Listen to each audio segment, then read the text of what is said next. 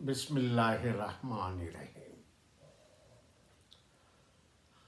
مقدس اور پاکیزہ رشتے میں ایک رشتہ بڑا عظیم ہے اور ہر کوئی اس کو عزت دیتا ہے اور احترام سے پیش آتا ہے، اور وہ ہے ماں باپ کا رشتہ۔ ماں باپ کا مرتبہ اور ماں باپ کا مقام بہت ہی اعلیٰ ہے، بہت ہی اعلیٰ۔ اور اس میں جو ماں کا مرتبہ ہے، ماں کا مقام ہے، مذہبی نقطہ نگاہ سے بہت ہی مقدس اور بہت ہی پاکیزہ اور قربانی دینے والا رشتہ ہے۔ ماں 6 مہینے 9 مہینے اپنے پیٹ میں ایک وزن اٹھاتی ہے، اپنے پیٹ میں اپنے بچے کی پرورش ہوتی ہے، اور پھر 9 مہینے کے بعد وہ ماں بچہ پیدا کرتی ہے، اور پھر 1-2 سال تک ماں اس کو ہمیشہ گودی میں رکھتی ہے، اور پھر زندگی بھر اس بچے کے لیے دعا گو رہتی ہے، اس کے مستقبل کے لیے، اس کے عیش و آرام کے لیے، اس کی صحت کے لیے، ہر ایک کے لیے وہ ماں بہت ہی دعا گو ہوتی ہے۔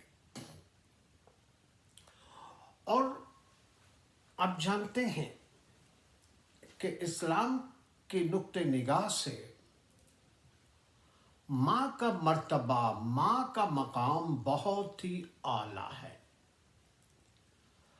اور کہا جاتا ہے کہ ماں کے پاؤں کے نیچے جنت ہے، ماں کے پاؤں کے نیچے جنت ہے۔ اور یہ بھی کہا جاتا ہے کہ اگر ماں راضی نہیں ہے، ماں خوش نہیں ہے، تو آپ جنت میں جانے کا تصور بھی نہیں کر سکتے۔ حضور اکرم صلی اللہ علیہ وآلہ وسلم کی ایک حدیث ہے جس میں حضور نے فرمایا کہ وہ شخص بڑا ہی بد نصیب ہے جس کے ماں باپ زندہ ہوں اور وہ جنت میں نہ جا سکے۔ یعنی جنت میں جانے کا آسان طریقہ یا آسان راستہ یہ ہے کہ ماں باپ کو خوش رکھو۔ اور جیسے میں نے عرض کیا کہ رسول کی حدیث کہ ماں کے پاؤں کے نیچے جنت ہے، تو اتنا بڑا مرتبہ، اتنا بڑا مقام ایک ماں کو ملا ہے، ایک ماں کو ملا ہے۔ تو دوسرے پہلو سے سوچئے کہ جس کو اتنا بڑا مرتبہ اور مقام ملا ہے، اس کا کردار کیسا ہونا چاہیے، اس کا اخلاق کیسا ہونا چاہیے، اس کے اندر جو قدرت کی جو باتیں ہیں وہ کس طرح سے ہونی چاہیے۔ تو جب اتنا اعلیٰ مرتبہ اور مقام ایک ماں کو دیا ہے، بالکل اسی طرح سے اگر بہت عالی شان گھر ہو آپ کا، بہت ہی عالی شان، تو ظاہر ہے کہ آپ اس کی سجاوٹ میں بھی دلچسپی لیں گے، اس کی صاف صفائی میں بھی دلچسپی رکھیں گے، تاکہ وہ عالی شان مقام جو ہے وہ ہماری صفائی اور ہمارے ڈیکوریشن سے اور کھل اٹھے، اس کے اندر اور بیوٹی پیدا ہو جائے اور خوبصورت بن جائے۔ تو اگر ماں کے پاؤں کے نیچے جنت ہے تو ماں کا وقار تو بلند ہے ہی، لیکن اب ماں کے کردار، ماں کے اخلاق اور ماں کی دوسری جو چیزیں ہیں وہ کس طرح سے ہونی چاہیے۔ اور جیسے میں نے مثال دی کہ اگر گھر عالیشان ہے تو پھر گھر کی صفائی، شان و شوقت یہ بھی عالیشان ہونی چاہیے۔ اب ماں کے پاؤں کے نیچے جنت۔ میں ایک تھاٹس، ایک اپنا خیال آپ کے سامنے پیش کرتا ہوں۔ دنیا کی جو آبادی ہے اس میں زیادہ تر خواتین ہیں، عورتیں ہیں، مرد کے مقابلے میں آج کی تاریخ میں۔ اب ریشو تو مجھے اتنا پتہ نہیں ہے، لیکن تقریباً یوں سمجھ لیں کہ 55 سے 60% عورتیں ہیں اور 40% جو ہے وہ مرد ہیں۔ تو اگر 60% دنیا کے اندر خواتین ہے تو وہ تمام خواتین ایک نہ ایک دن ماں بنتی ہے۔ ایکسیپشنل جو کچھ لوگوں کو اولاد نہیں ہوتی وہ الگ بات ہے، لیکن زیادہ تر عورتیں ماں بنتی ہے۔ اب جب عورتیں ماں بنتی ہے، 60% اگر آبادی کا حصہ جس کے پاؤں کے نیچے جنت ہو تو وہ دنیا کا تصور کیسے پیش کر سکتی ہے؟ یعنی دنیا کیسی ہوگی جس کے 60% آبادی کے پاؤں کے نیچے جنت ہو؟ سوچنے کی بات ہے، سوچنے کی بات ہے۔ تو ماں کا مرتبہ اتنا اعلیٰ ہے تو 60% عورتیں ماں بنتی ہے تو ان سب کے پاؤں کے نیچے جنت ہے۔ تو اب آتے ہیں کردار پر۔ کسی کی کردار کشی کرنا ہمارا کام نہیں ہے، لیکن میں ایک معاشرے کے حساب سے ایک چیز بتانا چاہتا ہوں جو میرے خیالات ہیں۔ ہو سکتا ہے کہ آپ میں سے بہت سارے لوگ میرے خیالات سے متفق نہ ہوں، دیٹس فائن، آپ اپنے خیالات رکھ سکتے ہیں، لیکن میں یہ سوچتا ہوں کہ 60% آبادی خواتین کی ہو اور وہ خواتین مستقبل میں بھی ماں بننے والی ہو تو پھر وہ تمام خواتین کے پاؤں کے نیچے جنت ہو تو اس کے پاس پرورش پانے والی جو مخلوق ہو وہ بھی جنت نما ہو سکتی ہے۔ تو اب ہم بات کرتے ہیں کردار کی، کہ دیکھیں میں نے کہا 60% عورتیں ماں ہیں۔ اب ماں کا کردار کیا ہوتا ہے؟ ظاہر ہے پرورش کرنا، اپنے بچوں سے محبت کرنا، اپنے بچوں کو سیدھی راہ پہ لگانا، اپنے بچوں کے لیے دعائیں خیر کرنا، یہی ماں کا فرض ہے۔ لیکن ماں کا جو مقام ہے وہ بہت اعلیٰ۔ اب وہ ماں کس طرح سے سوچتی ہے؟